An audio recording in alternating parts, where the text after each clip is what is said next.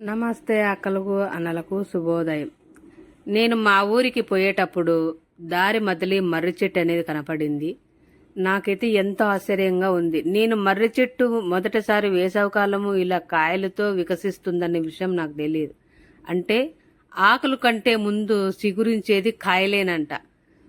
నేను బండిలో పోయేటప్పుడు ఏమండి బండి కొంచెంసేపు ఆపండి, ఎంతో ఆనందంగా అద్భుతంగా ఎర్రంటి చెట్టుతో కనపడుతుంది, ఇవి ఏం కాయలో తెలుసుకుందాం అనుకున్నా. దగ్గరికి పోయినాక చూస్తే మర్రి చెట్టు కాయలన్నీ విహచించింది.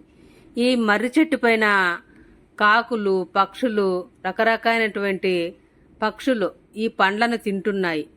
ఈ విధంగా ఆకుల కంటే ముందు కాయలే వికసిస్తున్నాయి.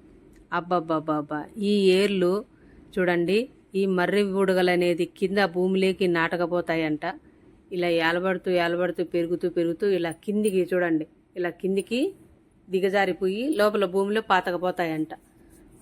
ఇప్పుడు అమ్మ జననము మరణము మనకు తెలియదు కాబట్టి ఈ మర్రి చెట్టు రహస్యం కూడా మనకు తెలియదు. అంటే మర్రి చెట్టు కూడా అమ్మ లాంటిదే. అమ్మ జననము మరణము మనకు తెలియదు. ఎక్కడ పుడుతుంది, ఎక్కడ అంతమిస్తుంది అనేది తెలియదు. మన జన్మ ఫస్ట్ ఎక్కడి నుంచి అంతమించిందో, ఎక్కడి నుంచి ఉదయించిందో తెలియదు. అటువంటిదే మర్రి చెట్టు కూడా. ఎంతో పురాతనమైనటువంటి మర్రి చెట్టు ఈ చెట్టు.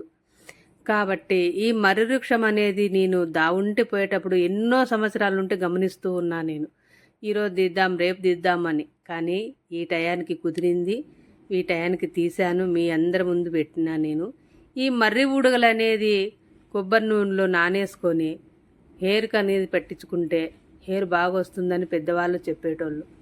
మేము పెద్దవాళ్ళ మాట అప్పుడప్పుడు వినేటోళ్ళం. కాబట్టి ఈ మర్రి ఊడగలు ఎక్కడన్నా కనపడితే మీరు కూడా ఇంటికి తెచ్చుకోండి, చాలా మంచిదే. వీటి గురించి నాకు ఎక్కువగా తెలియదు, కానీ అంతో ఇంతో వేరే వాళ్ళు చెప్పంగా వింటూ ఉన్నాను. ఈ పండ్ల నొప్పులు అవి ఉంటాయి కదా, ఈ మర్రిపాలు అనేది పెడితేగిన ఆ పళ్ళు బుడ్డ కట్టింటుంది కదా, ఆడ పెడితేగిన ఒక 2 పూట్ల పెడితే తగ్గిపోతుందంట, నొప్పులు అనేది తగ్గిపోతుందంట. పుచ్చిపోయిన పంట మీద నొప్పి ఉంటే మర్రిపాలతో కొంచెం అలా మద్దన చేస్తే అలాగే నొప్పి తగ్గిపోతుందని మా పెద్దవాళ్ళు చెప్పేటోళ్ళు. ఎక్కడన్నా కనపడితే మీకు ఆ సమస్య ఉంటే ఆ సమస్యను తీర్చుకోండి.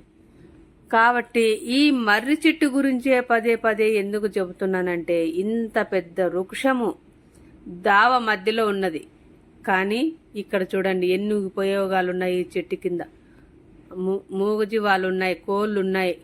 ఇక్కడ హైవేలో ట్రాక్టర్లు చెట్టు కిందే పెట్టుకున్నారు. ఒక నోరు లేనటువంటి మర్రి చెట్టు ఇన్ని ఉపయోగాలు ఉన్నప్పుడు మనం సహాయం చేస్తే ఎంత బాగుంటుందో ఒక్కసారి ఆలోచించండి ఫ్రెండ్స్.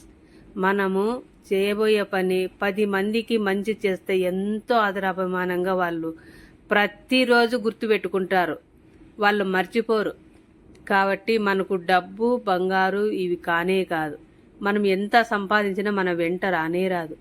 మనం సంపాదించుకోవాల్సినటువంటి ఒక్కటి మంచితనాన్ని పెంచుకోవాలి. అందరి అభిమానాలు అనుభవించాలి. చెడ్డళ్ళు వీళ్ళు అని 10 తరాలుగా మాట్లాడుకునేటట్లుగా చేయకూడదు. మంచివాళ్ళు వీడు అని 10 తరాలు అనుకునేటట్లుగా మనం జీవించాలి. కాబట్టి మంచి పని చేయాలి. అందరూ ఇలాగా చేస్తే బాగుంటుంది కదా, మరి వాళ్ళు చెప్పరే అనేది వద్దు మనకి.